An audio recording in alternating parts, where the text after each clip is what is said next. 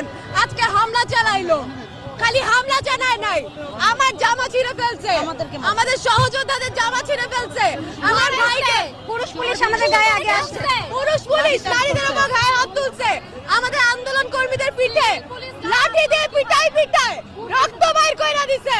আমাদের যদি ন্যূনতম গণতন্ত্র যে সর্বনিম্ন পর্যায়ে স্মারকলিপি পেশ করার মতো এই রাস্তাটুকু তারা না দেয়, আমরা যদি দর্শকদের বিচার দাবি করতে না পারি, তাহলে তো আমরা এর জন্য তো রক্ত দেই না, লাশ দেই নাই। আমাদের আদিবাসী বন্ধু অঙ্কে তারা 20-25 জন মিলে টার্গেট করে মেরেছে ভাই। আজকে আমরা লজ্জিত। আমরা এই সরকারের কাছে, এই সরকার আমাদের সরকার ছিল, আমরা তাই এই সরকারকে প্রতিষ্ঠিত করেছিলাম ন্যায় প্রতিষ্ঠার জন্য, সত্য প্রতিষ্ঠানের জন্য এবং আপনার বৈষম্য দূর করার জন্য।